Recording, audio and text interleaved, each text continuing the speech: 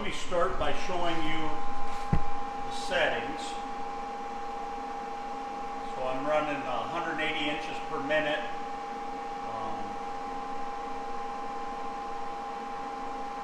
16 volts, using 0.030 inch wire. I got it set to 14 gauge. This is a MIG, and I've got my gas set up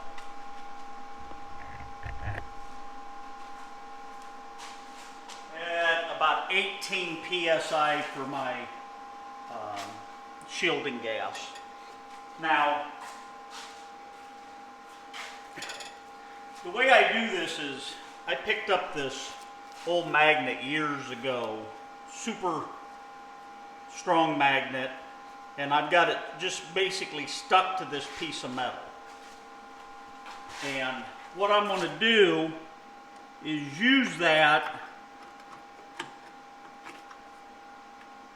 You'll see how aggressive it is. But basically I'm going to use that to hold that metal right there with one hand, and then with the other hand I'm going to tack weld it. I'm going to take the time to get this nice and lined up.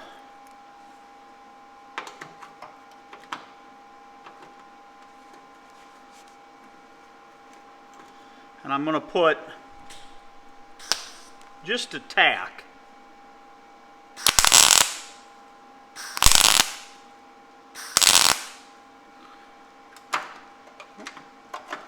Got to get a tack that's going to hold.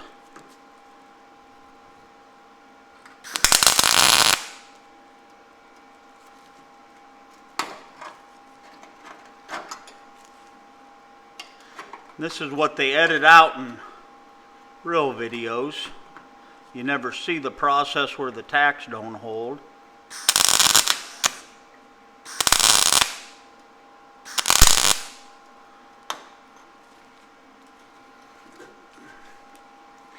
All right. So now you can kind of see how it's fitting. It's inside that gap, and I've got it tack welded on the corner because this is the point where I can manipulate it. I've got this little mechanic screwdriver that I got from my dad, and I see that that bottom is out just a hair. So I'm going to hold this corner right there. I'm going to tack this bottom corner so it's flush.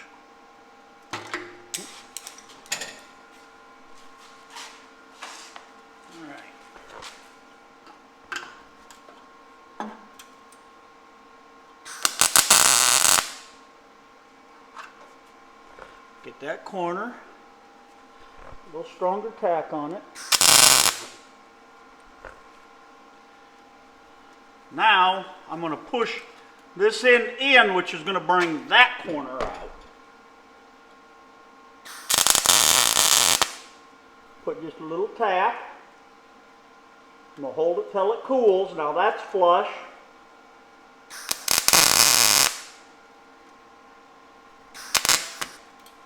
Okay, a little tack there. Now I'm going to turn this down to 18 gauge steel, my MIG setting.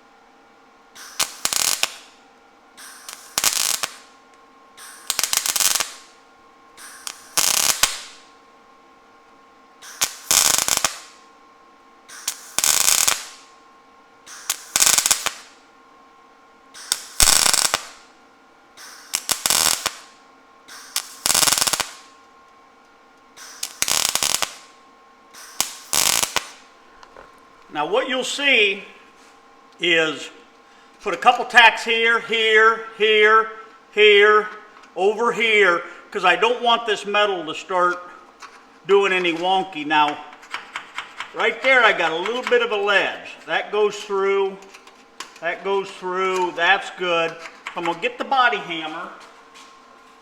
I'm going to tap that in a little bit.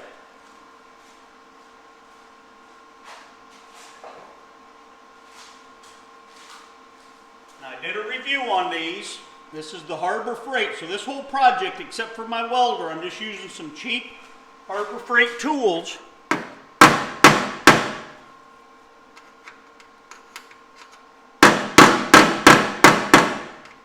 Because I want to show you guys that you don't have to have $1 million worth of equipment to have fun and do this in your garage.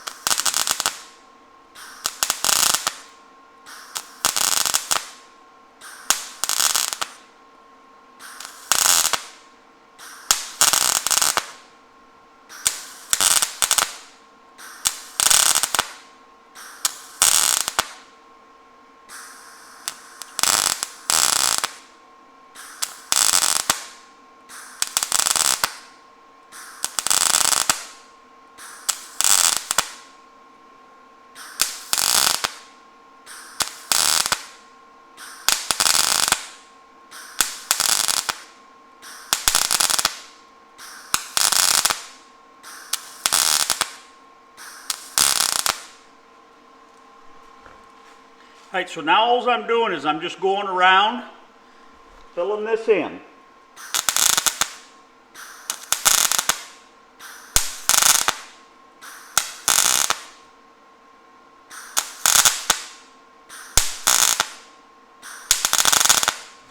I'm doing just little tacks, not doing a solid weld. Get a little area, then I go up to another area.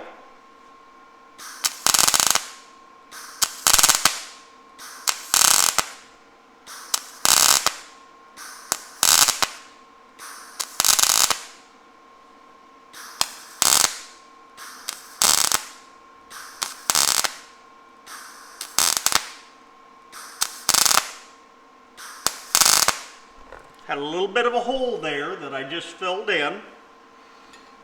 Now, I don't have a Harbor Freight MIG welder, or I would use that to demo, but I physically don't have one to try.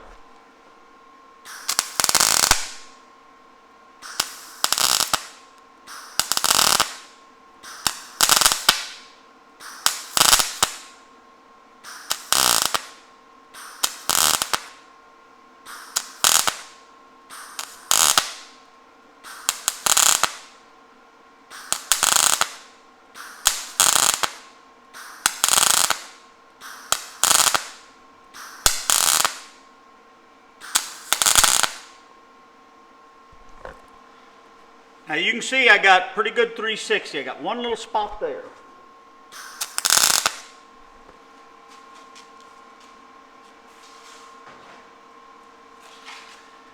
Now, I buy these cheap blankets when they're 50% off at Harbor Freight.